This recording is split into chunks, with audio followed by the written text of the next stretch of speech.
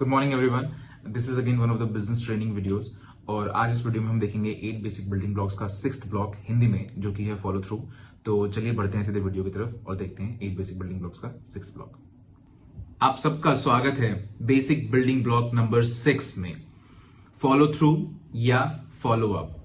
चलिए मैं आपको बताता हूं कैसे मैंने ये वर्ड फॉलो थ्रू ढूंढा, क्योंकि ये ठीक मेरे फेवरेट गेम की तरह है जो है गोल्फ। तो चलिए जरा इस बारे में सोचें। आपने एक इंसान को प्रेजेंटेशन दिखाई है। नाउ प्रेजेंटेशन करते वक्त आपका जो मेन गोल होता है वो होता है इंसान को हाँ बुलवाना।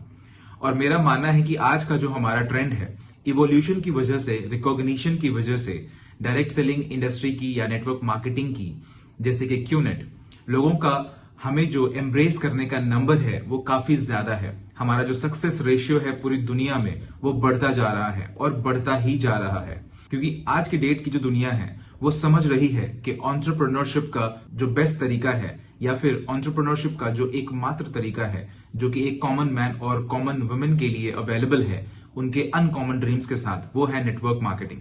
और एक अकेली नेटवर्क मार्केटिंग कंपनी जो आने वाले भविष्य में सर्वाइव करेगी, ऐसी नेटवर्क मार्केटिंग कंपनी जो 100% ई कॉमर्स है हमारी तरह।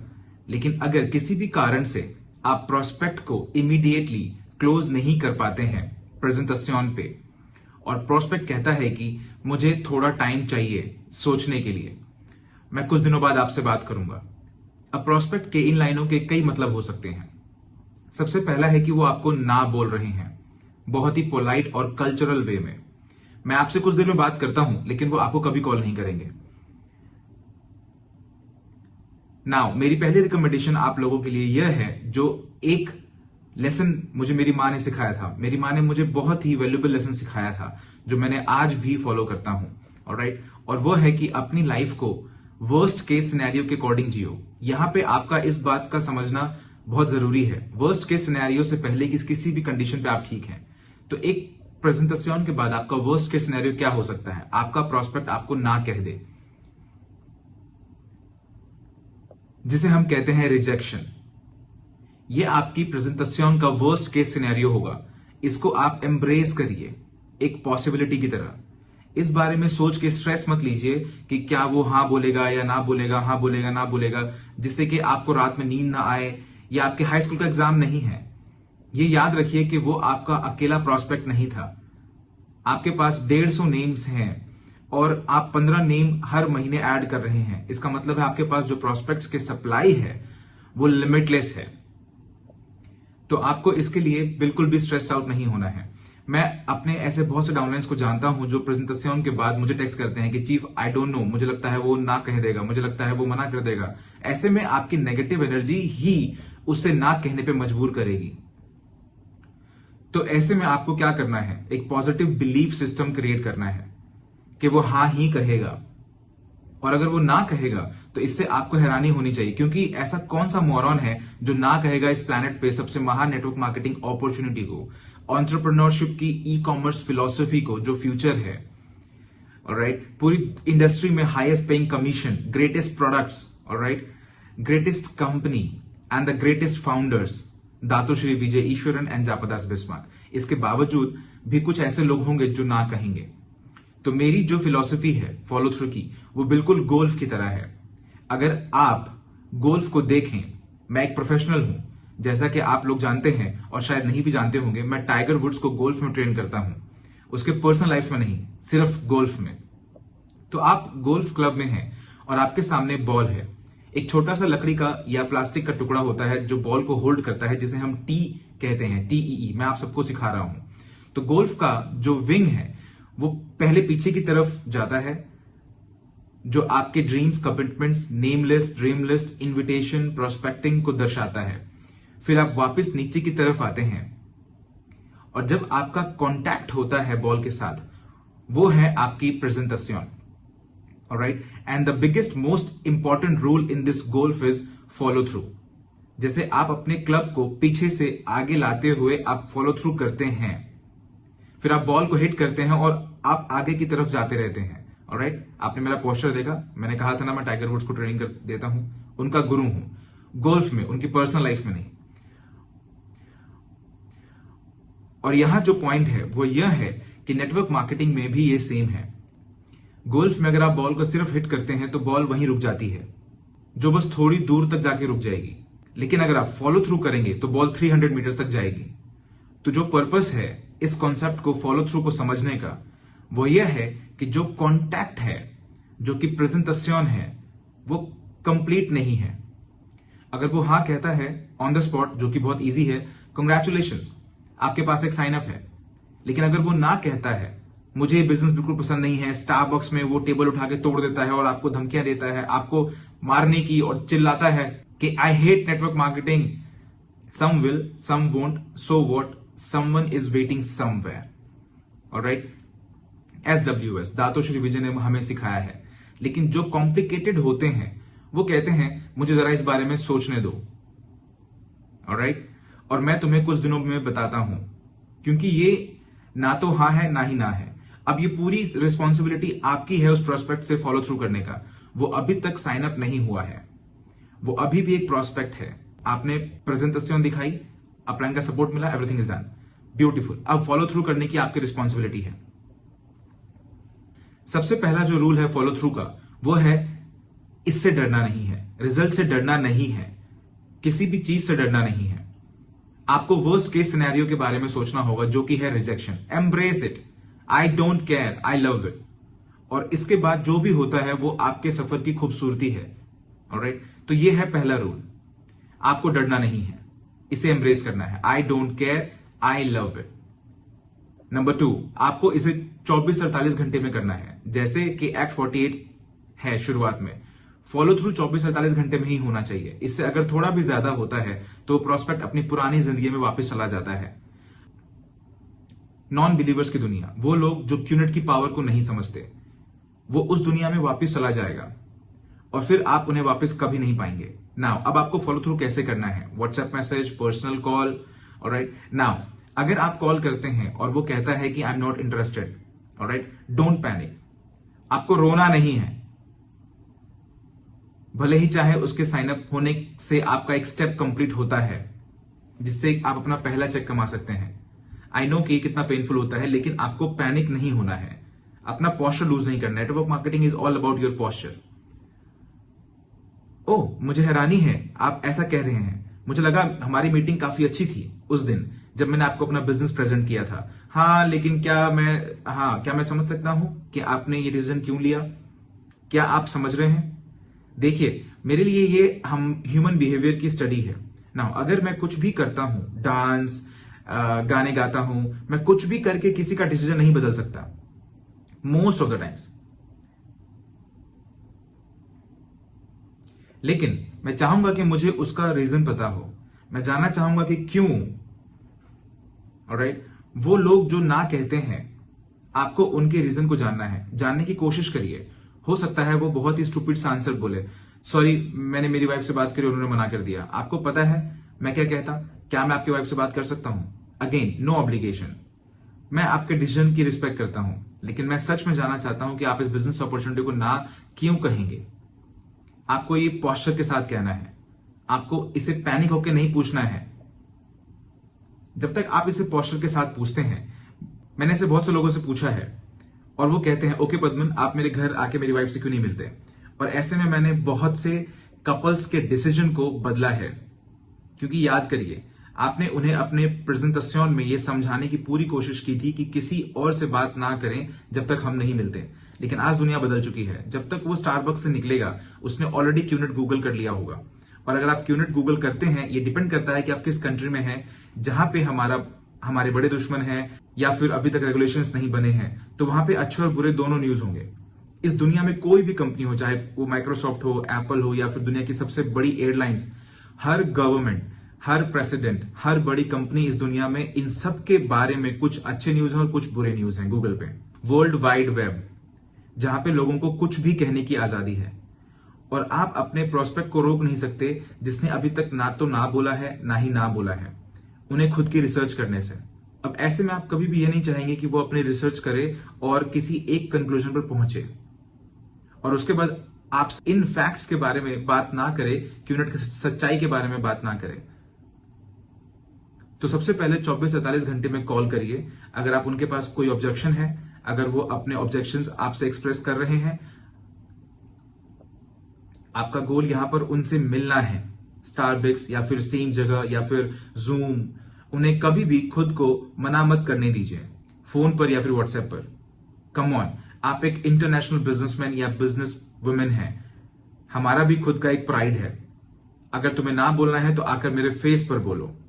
चलो जूम पर मिलते हैं, मुझे जानना है कि ऐसा क्यों है, क्योंकि आप वैसे में उनकी बॉडी लैंग्वेज रीड करेंगे, क्योंकि आपको पता है कि वो कहां से आता है। लेकिन हमेशा वो जो भी कहे उन्हें रोकिए मत। आपको ये नहीं करना है कि क्या तुम स्टूपिड हो, ऑफ कोर्स हम लीगल हैं, ऐसा नहीं करना है, क्योंकि ऐसे में आप वो कनेक्शन तोड़ रहे हैं। क्योंकि जब आपने और आपके प्रोस्पेक्ट ने प्रेजेंटेशन शुरू की थी और अब आप फॉलो थ्रू कर रहे हैं, तो इसमें एक कनेक्शन है। और अगर ऐसे में आप एग्रेसिव हो जाते हैं तो आप उनकी इंसल्ट करते हैं, उन पर अटैक करते हैं, तो इससे फर्क नहीं पड़ता आप यूनिट पर कितना भी गर्व करते हैं। आपका प्यार दातोश्री के लिए, जापा के लिए, उन्हें कहने दीजिए मुझे लगता है तुम इलीगल हो, मुझे लगता है तुम स्कैम हो। उन्हें जो कहना है कहने दीजिए, लेकिन उन पर अटैक नहीं करना है, क्योंकि जब आप उन पर अटैक करते हैं तो आप उनके बिलीफ सिस्टम को और स्ट्रॉन्ग करते हैं। हमेशा याद रखिए मेरे 3 F, फील, फेल्ट, फाउंड। मेरा प्रोस्पेक्ट जो कुछ भी कहता है प्रेजेंटेशन के बाद, कोई भी ऑब्जेक्शन, मेरा आंसर बहुत ही सिंपल होता है, मैं जानता हूं तुम कैसा फील कर रहे हो। ऐसे में उसका टेंशन कम हो जाएगा। ऑलराइट, जब मैंने प्रेजेंटेशन देखी और गूगल पर गया, ऐसा ही फील किया जैसा आप कर रहे हैं। वाह, नो अग्रेशन, कोई जोर जबरदस्ती नहीं, एम्ब्रेसिंग योगा, आप समझ रहे हैं। लेकिन क्या आपको पता है मैंने क्या देखा? तो आप देखेंगे कि आपने टेंशन कम कर दिया है, उस दीवार को गिरा दिया है, क्योंकि आप अग्रेसिव नहीं थे। उसके बाद अब आप उनके ऑब्जेक्शन को हैंडल करने का ट्राई करिए, आपके अपने एक्सपीरियंसेस के बेसिस पर, और आपने क्या जाना उस पर। और इस चीज में वो कैपेबिलिटी है कि उसके दिमाग में इस चीज की पॉसिबिलिटी को बढ़ा देगा। लेकिन प्लीज आपको ये सब कुछ एक क्लास मेंटेन करके करना है, एक प्रॉपर कॉन्वर्सेशन की तरह। आपको ऐसे नहीं करना है कि फील, फेल, फाउंड, तुम्हारी कंपनी इलीगल है, हाँ मुझे पता है, तुम्हें कैसा फील हो रहा है, मुझे भी फील हुआ था और मैंने बाद में ये जाना, मेरे पास पैसा नहीं है, हाँ मैं जानता हूं तुम कैसा फील कर रहे हो, मैंने भी ऐसा फील किया था और मैंने ये जाना। ये एक स्क्रिप्ट नहीं है, ये एक कॉन्वर्सेशन में होना चाहिए। क्योंकि जब सामने वाले के पास कोई ऑब्जेक्शन होता है, वो ऑब्जेक्शन उसके डिसीजन का फेस होता है। तो अगर उसके पास कोई ऑब्जेक्शन है तो उसका डिसीजन है नो। ऑलराइट, और आप चाहते हैं कि आप उस फेस को पार करके उसके डिसीजन को पलट दें, ना से हां में। और यह चीज एग्रेशन से नहीं की जा सकती, और यह चीज उन्हें गलत साबित करके भी नहीं की जा सकती, बल्कि आप उन्हें ज्यादा इंफॉर्मेशन देने की कोशिश कर रहे हैं। फील, फेल्ट, फाउंड, आप उन्हें ज्यादा इंफॉर्मेशन दे रहे हैं जिससे वो इस बारे में और सोचें। और आजकल हर ऑब्जेक्शन का अपना एक अलग आंसर है, आप समझ रहे हैं। और आज के डेट में पैसा ना होना कोई बहुत बड़ा ऑब्जेक्शन नहीं है, क्योंकि कोई भी अगर वो बिजनेस में बिलीव करता है, अगर वो क्यूनेट के पोटेंशियल में बिलीव करता है और आपने उन्हें प्रोजेक्शन में पोटेंशियल इनकम बता दिया है, तो वो ऐसे में हाँ ही बोलेंगे। इलीगल, लीगल बहुत ही कॉमन है किसी भी बिजनेस में आज के डेट में। उनको सिर्फ उन्हें फैक्ट्स प्रोवाइड कराने हैं, इंफॉर्मेशन देनी है, हमारी क्रेडिबिलिटी को उनके सामने बढ़ाना है। QI tower, man city, Kaif, आप समझ रहे हैं, वीकॉन, इतने सारे प्रोडक्ट्स, 20 से ज्यादा साल। ऑलराइट, और पोस्चर मेंटेन करना बहुत जरूरी है। कभी भी आपको उसे जाने नहीं देना है, चाहे आंसर उसका ना ही क्यों ना हो, चाहे वो बार बार ना ही बोल रहा हो। किसी भी प्रोस्पेक्ट को बिना उसके परसेप्शन को करेक्ट किए जाने नहीं देना है, करेक्ट किए बजाय जाने नहीं देना है। मैं आपके डिसीजन का रिस्पेक्ट करता हूं, लेकिन प्लीज मुझे फिर से आपको समझाने दीजिए। जहां तक बात लीगल इलीगल की है, तो हम एक्चुअली में ये हैं, ये सारी इंफॉर्मेशन है। मैं चाहता हूं कि सामने वाले के पास इनफ इंफॉर्मेशन हो कि अगर वो फ्यूचर में उससे कोई यूनिट की बात करता है तो वो नेगेटिविटी को और ऐड नहीं करेगा, क्योंकि आप प्रोस्पेक्ट के सोचने के तरीकों को बदल सकते हैं। क्योंकि याद रखिए, हर वो प्रोस्पेक्ट जो आज ना बोल रहा है, फ्यूचर में आ सकता है और हां बोल सकता है। हर प्रोस्पेक्ट आपके अगले प्रोस्पेक्ट से बात कर सकता है, तो आपको उनके सोचने का तरीका बदलना होगा। उनका माइंडसेट बदलना होगा। आपको उनके अंदर जो गलत परसेप्शन है उसे करेक्ट करना होगा।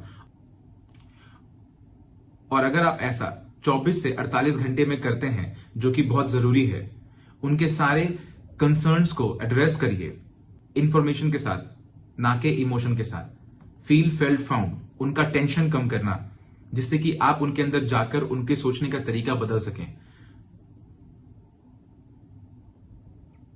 कोशिश करिए कि फेस टू फेस या फिर जूम पर मिलने की कोशिश करें, बिना किसी इमोशंस के साथ, और उनको कभी भी नेगेटिव परसेप्शन के साथ जाने नहीं देना है। आपको उन्हें अपने KIV लिस्ट में रखना है, कीप इन व्यू। कभी भी किसी से रिलेशन खराब मत करिए। मेरे पूरे करियर में 20 साल से भी ज्यादा ऐसे बहुत से प्रोस्पेक्ट्स हैं जिन्होंने पहले ना बोला था, 3 साल पहले, 4 साल पहले, और वो सब वापस आए, और वो आज मेरे ऑर्गेनाइजेशन के एक्टिव बिल्डर्स हैं। आप किसी भी पार्टनर से पूछ सकते हैं, ये हमारे साथ हुआ है। आपको उनसे कभी भी कनेक्शन नहीं तोड़ना है, आपको वो स्ट्रिंग हमेशा जोड़ के रखनी है, क्योंकि वो अपनी जॉब को जरूर खोएगा और वो फिर से अपनी पैथेटिक सी लाइफ में वापस जाएगा, जहां पे वो go to work come back home, go to work come back home ही करेगा। उसे पैंडेमिक हिट करेगी, उसे डिप्रेशन परेशान करेगा, रिसेशन हिट करेगा। तो वो लाइन हमेशा बनाए रखनी है, क्योंकि वो वापस आएंगे। नाउ मेरा रूल है, अगर प्रोस्पेक्ट ना कहता है तो मैं उसे कभी भी जाने नहीं दूंगा बिना प्रोडक्ट खरीदे, चाहे वो RSE प्रोडक्ट हो या फिर वो क्वालिफाइंग प्रोडक्ट हो। मैं उन्हें लूप में रखना चाहता हूं और उन्हें ओवरबर्डन नहीं करना चाहता हूं इन सारी इंफॉर्मेशन से। आपको सिर्फ नेम लिस्ट में KIV लिखना है। आपको पता है कि नेम लिस्ट कितनी जरूरी है। ये जो फैक्ट है, दातोश्री विजय ने जो मुझे एक गोल्डन रूल सिखाया था, वो था कि आपको अपने प्रोस्पेक्ट से ज्यादा अटैच नहीं होना है। अगर वो ना कहता है तो ना कहता है, आगे बढ़िए, यही लाइफ है। Some will, some won't, so what, someone is waiting somewhere. और जितना ज्यादा टाइम आप उसे कन्विंस करने में लगाएंगे, उन्हें हर हफ्ते कॉल करेंगे एक स्टॉकर की तरह। क्यों? आपके पास और भी 15 लोग हैं इस महीने बात करने के लिए, आपके पास 20 और लोग हैं बात करने के लिए, आपके पास और भी दूसरे मार्केट्स हैं ओपन करने के लिए, आपके पास एक्टिव IRs भी हैं जो आपके टाइम की ज्यादा वैल्यू करेंगे प्रोस्पेक्ट से। इस जाल में आपको कभी नहीं फंसना है कि वो एक बहुत अच्छा प्रोस्पेक्ट था, एक बढ़िया प्रोस्पेक्ट था, कमाल का प्रोस्पेक्ट था। ऐसी कोई चीज नहीं होती गाइस। जैसा कि मैंने आपको पहले भी कहा है, कभी भी नेगेटिवली प्रीजज नहीं करना है और किसी के भी परफॉर्मेंस का अनुमान पहले से नहीं लगाना है, क्योंकि बहुत से ऐसे मैक्स आउट किंग और क्वीन हुए हैं जिन्हें कभी किसी ने प्रेडिक्ट नहीं किया था। कुछ लोगों का प्रोफाइल एक नेटवर्कर के अकॉर्डिंग पूरा परफेक्ट था, लेकिन उन लोगों ने कभी परफॉर्म नहीं किया। एक प्रोस्पेक्ट सिर्फ प्रोस्पेक्ट होता है। नेटवर्क मार्केटिंग एक इक्वल अपॉर्चुनिटी है, फ्री एंटरप्राइज। आप किसी को भी ला सकते हैं और वो सिस्टम फॉलो करते हैं। याद रखिए, फॉलो थ्रू बहुत ज्यादा इंपॉर्टेंट है और आपका काम उन्हें इनफ इंफॉर्मेशन देना है, उनकी टेंशन को कम करना है, जिससे कि आप उनके अंदर जा सकें और उनका सोचने का तरीका बदल सकें, अगर ये पॉसिबल है तो। और अगर उसके बाद भी वो ना कहता है, I don't care, I love it, next, yes perfect, no, next, next, next, next. Welcome to network marketing. यहां पर आपकी सक्सेस इस बात पर निर्भर नहीं करती कि आप कितने लोगों को साइन अप करते हैं, लेकिन क्यूनेट में जो सच्चे मायने में सक्सेस है वो इस बात पर डिपेंड करती है कि आपने कितने रिजेक्शंस एक्सपीरियंस किए हैं, क्योंकि हर रिजेक्शन आपको थोड़ा और नजदीक लेके जाता है आपके अल्टीमेट गोल, जो कि है मैक्स आउट। मेरा भरोसा करिए। तो फॉलो थ्रू फंडामेंटली इंपॉर्टेंट, इसको सही तरीके से करिए।